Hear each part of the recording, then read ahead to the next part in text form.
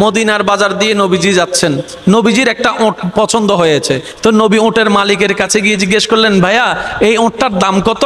ওই দামাদামি হলো, নবী সে দামে কিনতে রাজি হলেন, কিন্তু নবীর কাছে তখন অর্থ ছিল না। তখন নবীজি ওনাকে বললেন, আপনি আমাকে ওঁটটা দেন, আমি এখনই গিয়ে আপনার সেই প্রাপ্যটা পাঠিয়ে দিচ্ছি। ওঁটের মালিক ওনাকে ওঁটটা দিয়ে দিলেন। আশেপাশে যারা ওঁটের মালিক ছিল সবাই জিজ্ঞেস করতেছে, এই পাগলা, তুমি কি যাকে ওঁট দিয়েছো তাকে চিনো? বলে যে না। নাম জানো? বলে যে না। পরিচয় জানো? বলে যে না। ঠিকানা জানো? না। তো তুমি যে ওঁটটা দিয়ে দিলা, উনি যদি ওঁটের টাকাটা না ফাটায় তখন তো তুমি লসের মধ্যে চলে যাবা। সে ওঁটের মালিক বলে, এত সুন্দর নুরানি চেহারাওয়ালা কখনো বাটপার হতে পারে না, কখনো চিটার হতে পারে না, কখনো মিথ্যুক হতে পারে না।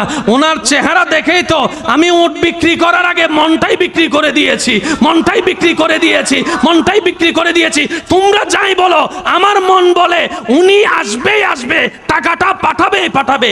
এই কথা বলতে না বলতে কিছুক্ষণ পরে নবীজির একজন সাহাবা এসে বলছেন, একটু আগে একজন ওট নিয়ে গিয়েছেন, কাছ থেকে ওটের মালিকটাকে একটু দেখতে চাই। উনি বলে যে আমার থেকে।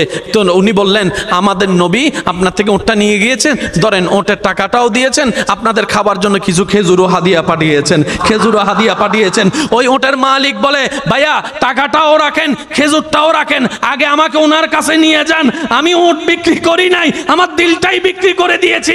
ওনার চেহারা মোবারক দেখে আমার মনটাই পাল্টাই গিয়েছে, আমি কালিমা পড়ে মুসলমান হয়ে যেতে রাজি আছি। সুবহানাল্লাহ।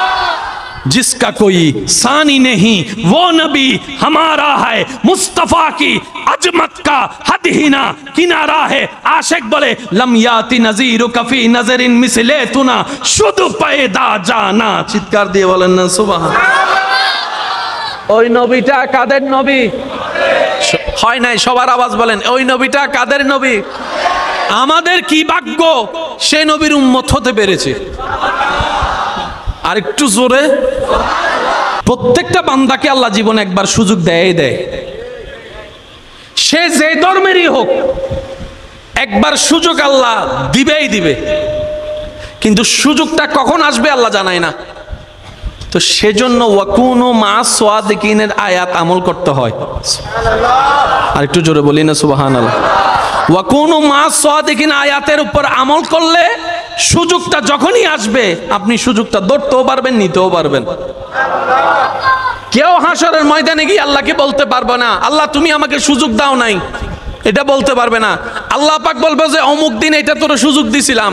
আপনি তখন মনে মনে বলবেন, ও মাইলে ফিরে নাই তো নো বুঝি দেয়া না।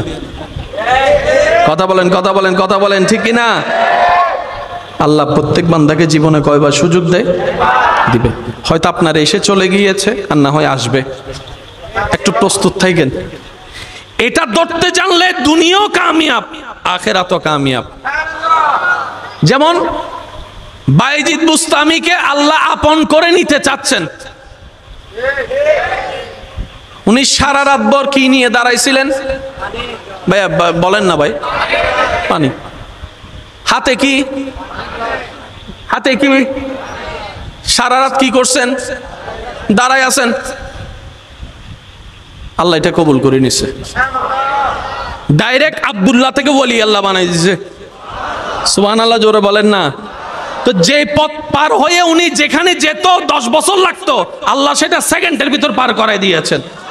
সেজন্য মা বাবার যখন সেবা করবেন নিয়ত এটাই রাখবেন, ও আল্লাহ এটা তোমার যেন পছন্দ হয়, এটার দ্বারা তুমি আমাকে কল্যাণ দান করো, এটার দ্বারা তুমি আমাকে জান্নাত দান করো। মা বাবার সেবা করার সময়, মা বাবাকে দেওয়ার সময়, মা বাবার উপকার করার সময়, বউকে দেওয়ার সময়, স্বামীকে দেওয়ার সময়, মানুষকে দেওয়ার সময় নিয়ত রাখবেন, আল্লাহ তোমাকে খুশি করতে চাই, তোমাকে রাজি করতে চাই, তোমাকে রাজি করতে চাই। সুবহানাল্লাহ বলেন না।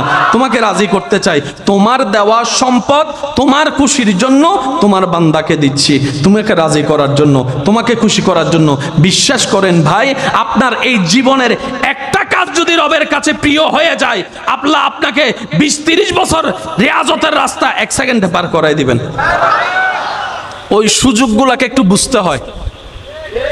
একটু জোরে বলেন না রে ভাই।